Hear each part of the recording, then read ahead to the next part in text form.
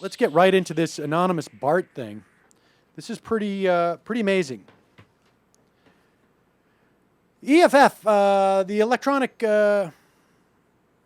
Frontier Foundation, which deals with internet rights and communication rights of us citizens, has a piece up coming out of, I guess it's in their Austin thing site, mentioning that repressive foreign governments like China, Egypt at the time, Iran, Syria, what they do when there are some type of protests against governmental institutions is they cut off access to cell phones. They cut off access to the internet. This way, dissenters cannot organize and they can quash dissent. And many times the U.S. government has not only condemned these actions, they have contemplated, I think it's the State Department, setting up means in which protesters and dissenters can actually work around these shutdowns, like an internet suitcase or something. At Netroots Nation, I interviewed a couple of foreign bloggers who were brought there by the State Department so that the ideas of freedom and dissent would not be quashed. Yet, I don't know what the State Department has to say about this, but on July 3rd of this year, a transit police officer fatally shot a man, I guess in a BART station. They claim that the suspect, I don't know, I guess threw a bottle of vodka at him or had a knife or whatever it was. It's unclear what really happened, but there was a protest a week after the shooting, and it apparently disrupted service on BART, which is the Bay Area Transit Authority. There's security footage that supposedly shows that that's not true. He was just drunk, and he was not posing any threat. There you have it. So apparently, Bart learned that there was another protest planned for last week. I guess it was August 12th. And what they did is, to prevent this protest from happening, they have a system on the underground where I guess they have repeaters that provide not just Wi-Fi service, but cell phone service. BART officials decided to disable any communications by powering down these mobile service repeaters. And I guess maybe they have microcell, like a little cancer tower we have in here, which, as far as I can tell, doesn't do anything. The protest never happened. But, of course, if you were riding on the service, you didn't have any cell phone service. The issue to me is you've got a government entity shutting down cell phone service, which would otherwise be provided to quash dissent.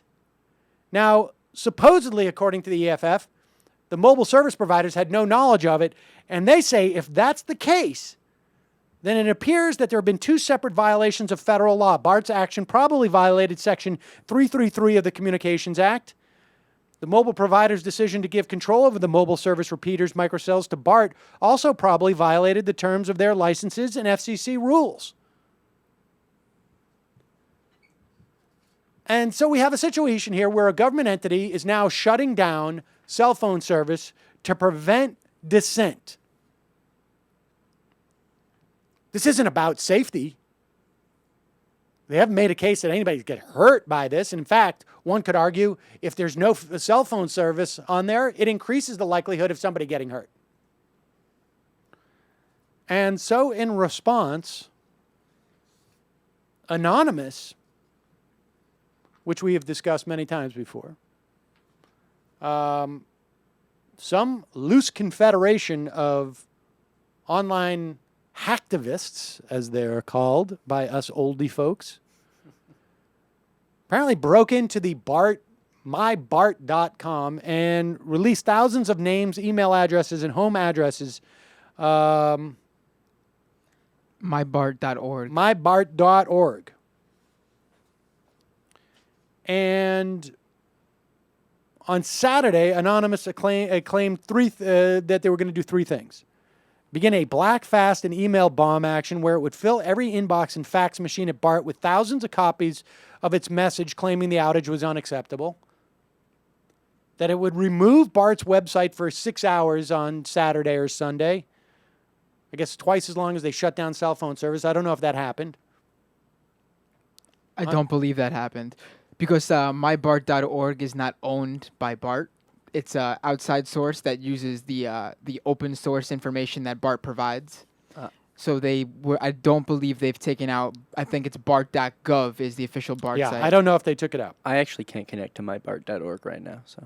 All right, well, there you go. What do you need it for? You're thousands of miles away.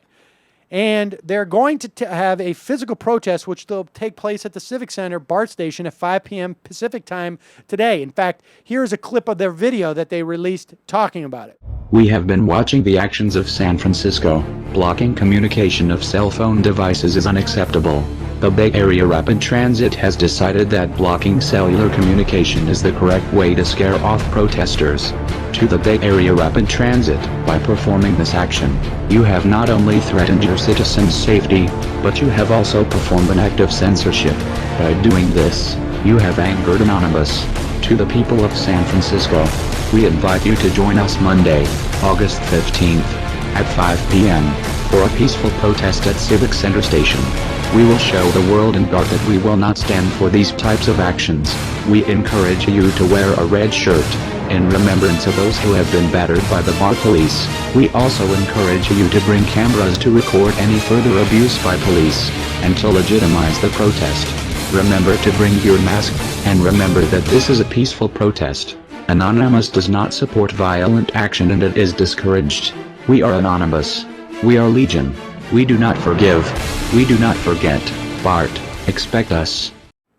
So there you have it. Anonymous waging a protest today at 5 p.m. Pacific in that Bart's, I guess, Central Station and Civic Center. Civic Center Station.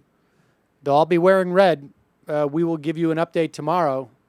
And we'll see if their protests are a little bit better than their sound levels, riding their music and their audio. But, you know, you got a computer-driven voice. That guy never knows how to really capture the drama of the music behind there. But we shall see. We shall see.